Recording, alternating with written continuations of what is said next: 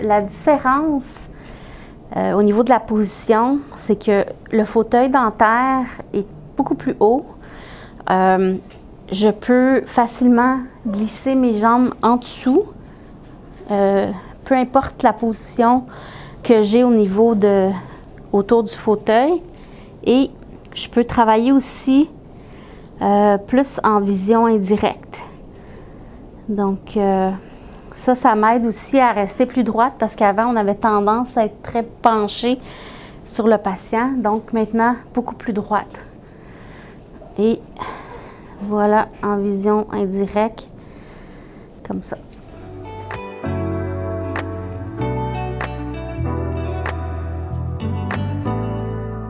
Dépendamment de l'endroit où je travaille dans la bouche, parfois, ça se peut que je laisse glisser le côté droit pour aller dans une position sur les dents de devant. Mais la majorité du temps, mes deux bras sont appuyés, peu importe la position où je travaille. Peut-être un petit peu ici aussi, je vais lever un peu le bras, mais la plupart du temps, mon coude va être appuyé parce que c'est ça que je veux, c'est ça qui est confortable.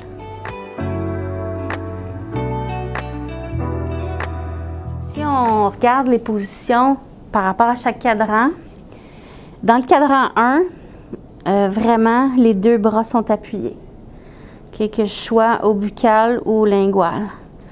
Cadran 2, je vais venir un petit peu plus par ici et encore là, mes deux bras sont appuyés. Cadran 4, je vais peut-être faire plus tourner le patient afin que mon bras reste appuyé. Il ne faut pas se gêner pour faire tourner le patient parce que c'est moi qui dois être confortable dans ce que je fais. Donc, autant buccal au lingual. Donc, je suis dans le cadran 3. Cadran 4, il tourne encore un petit peu. Et je vois très bien le lingual. Et reviens un peu. Le buccal. Si je veux bien aller au niveau des centrales en bas, je vais un petit peu pousser mon appui-coude pour aller bien entre chaque dent. Prendre une petite micro-pause en appuyant mon bras contre moi. Et puis, si jamais je me sens fatiguée, puis après ça, je repose mon coude. Puis là, mon bras est bien et ça force plus. Là, c'est vraiment confortable. Donc, c'est pas à 100% tout le temps sur les appuis-coudes, mais vraiment, c'est très proche, là. Quand je suis à la position de midi, je vais surtout faire le lingual des antérieurs supérieurs et le lingual des antérieurs inférieurs aussi. Donc, vraiment à midi. Je vais me glisser plus à 1 heure quand je vais aller dans le cadran 4. Si, quand j'ai fait tourner la patiente, je ne voyais pas très bien. Donc, je vais peut-être lever mon coude un petit peu pour aller jusque dans le fond. Surtout quand les gens ont les dents de sagesse, c'est un petit peu plus loin. Donc, et je reviens déposer mon coude aussitôt que c'est fait.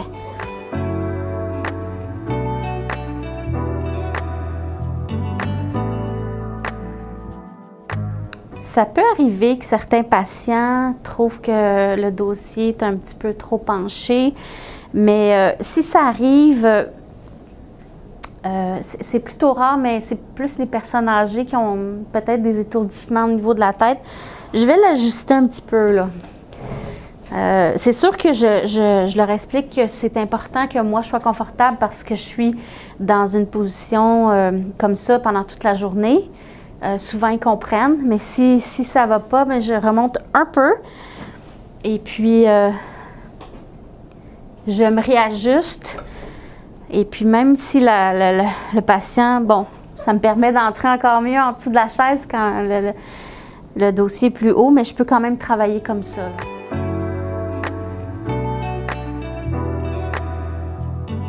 Mon seul regret dans tout ça, c'est que j'ai pas connu la chaise plus tôt dans ma vie. J'aurais bien voulu savoir que cette chaise-là existe quand je suis sortie de l'école.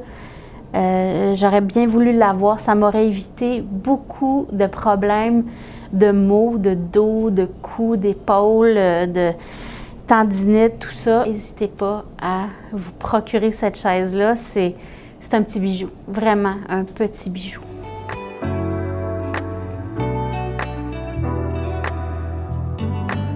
Personnellement, le confort et la qualité pour mon travail, ça n'a pas de prix. Oui, c'est une chaise qui peut coûter plus cher qu'une chaise régulière, conventionnelle, mais ça me coûte moins cher en ostéo, physio, chiro. Donc, l'investissement est là. Puis si on l'a dès le début de notre carrière, bien, on va moins ou pas développer toutes sortes de problèmes. Donc, pour moi, ça n'a pas de prix, ça.